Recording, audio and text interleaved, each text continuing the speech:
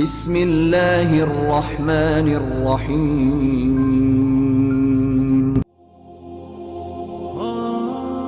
حضرت صلی اللہ علیہ وآلہ وسلم پر وحی کا ابتدائی دور اچھے سچے پاکیزہ خوابوں سے شروع ہوا۔ آپ خواب میں جو کچھ دیکھتے وہ صبح کی روشنی کی طرح صحیح اور سچا ثابت ہوتا۔ پھر من جانب قدرت آپ تنہائی پسند ہو گئے اور آپ نے غار حرا میں خلوت نشینی اختیار فرمائی اور کئی دن اور رات وہاں مسلسل عبادت اور یاد الہی و ذکر میں مشغول رہنے لگے۔ جب تک گھر آنے کو دل نہ چاہتا توشہ ہمراہ لیے ہوئے وہاں رہتے۔ توشہ ختم ہونے پر ہی اہلیہ محترمہ حضرت خدیجہ رضی اللہ تعالی عنہا کے پاس تشریف لاتے اور کچھ توشہ ہمراہ لے کر پھر وہاں جا کر خلوت گزین ہو جاتے۔ یہی طریقہ جاری رہا یہاں تک کہ آپ پر حق منکشف ہو گیا اور آپ غار حرا ہی میں قیام پذیر تھے کہ اچانک حضرت جبرائیل علیہ السلام آپ کے پاس حاضر ہوئے اور کہنے لگے کہ اے محمد پڑھو۔ آپ فرماتے ہیں کہ میں نے کہا کہ میں پڑھنا نہیں جانتا۔ آپ صلی اللہ علیہ وسلم فرماتے ہیں کہ فرشتے نے مجھے پکڑ کر اتنے زور سے بھینچا کہ میری طاقت جواب دے گئی۔ پھر مجھے چھوڑ کر کہا پڑھو۔ میں نے پھر وہی جواب دیا کہ میں پڑھا ہوا نہیں ہوں۔ اس فرشتے نے مجھ کو نہایت ہی زور سے بھینچا کہ مجھ کو سخت تکلیف محسوس ہوئی۔ پھر اس نے کہا کہ پڑھ۔ میں نے کہا میں پڑھا ہوا نہیں ہوں۔ فرشتے نے تیسری بار مجھ کو پکڑا اور تیسری مرتبہ پھر مجھ کو بھینچا، پھر مجھے چھوڑ دیا اور کہنے لگا کہ پڑھو اپنے رب کے نام کی مدد سے جس نے پیدا کیا اور انسان کو خون کی پھٹکی سے بنایا۔ پڑھو اور آپ کا رب بہت ہی مہربانیاں کرنے والا ہے۔ بس یہی آیتیں آپ حضرت جبرائیل علیہ السلام سے سن کر اس حال میں غار حرا سے واپس ہوئے کہ آپ کا دل اس انوکھے واقعے سے کانپ رہا تھا۔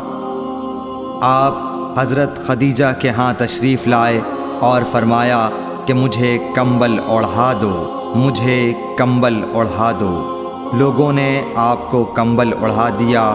جب آپ کا ڈر جاتا رہا تو آپ نے اپنی زوجہ محترمہ حضرت خدیجہ رضی اللہ تعالی عنہا کو تفصیل کے ساتھ یہ واقعہ سنایا اور فرمانے لگے کہ مجھ کو اب اپنی جان کا خوف ہو گیا ہے۔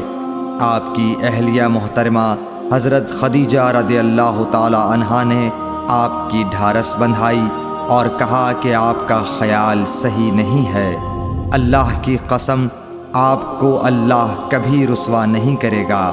آپ تو اخلاق فاضلہ کے مالک ہیں، آپ تو کنبہ پرور ہیں، بے کسوں کا بوجھ اپنے سر پر رکھتے ہیں، مفلسوں کے لیے آپ کماتے ہیں، مہمان نوازی میں آپ بے مثال ہیں اور مشکل وقت میں آپ امر حق کا ساتھ دیتے ہیں۔ ایسے اوصاف حسنہ والا انسان یوں بے وقت ذلت و خواری کی موت نہیں پا سکتا۔ پھر مزید تسلی کے لیے حضرت خدیجہ رضی اللہ تعالی عنہا آپ کو ورقہ بن نوفل کے پاس لے گئیں جو ان کے چچا زاد بھائی تھے اور زمانہ جاہلیت میں نصرانی مذہب اختیار کر چکے تھے اور عبرانی زبان کے کاتب تھے۔ چنانچہ انجیل کو بھی حسب منشائے خداوندی عبرانی زبان میں لکھا کرتے تھے۔ انجیل سریانی زبان میں نازل ہوئی تھی، پھر اس کا ترجمہ عبرانی زبان میں ہوا۔ ورقہ اسی کو لکھتے تھے۔ وہ بہت بوڑھے ہو گئے تھے، یہاں تک کہ ان کی بینائی بھی رخصت ہو چکی تھی۔ حضرت خدیجہ رضی اللہ تعالی عنہا نے ان کے سامنے آپ کے حالات بیان کیے اور کہا کہ اے چچا زاد بھائی، اپنے بھتیجے محمد صلی اللہ علیہ وسلم کی زبانی ذرا ان کی کیفیت سن لیجئے۔ وہ بولے کہ کہ بھتیجے آپ نے جو کچھ دیکھا ہے اس کی تفصیل سناؤ۔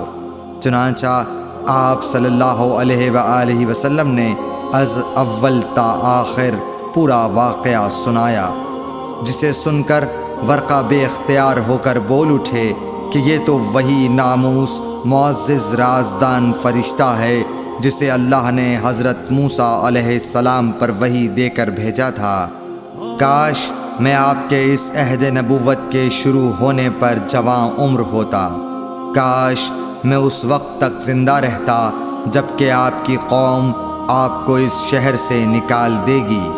رسول کریم صلی اللہ علیہ وآلہ وسلم نے یہ سن کر تعجب سے پوچھا کہ کیا وہ لوگ مجھ کو نکال دیں گے، حالانکہ میں تو ان میں صادق و امین و مقبول ہوں؟ ورقہ بولا، ہاں یہ سب کچھ سچ ہے، مگر جو شخص بھی آپ کی طرح امر حق لے کر آیا لوگ اس کے دشمن ہی ہو گئے ہیں۔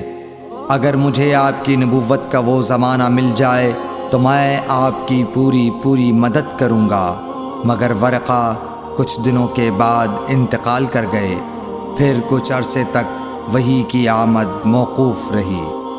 صحیح بخاری حدیث نمبر 3۔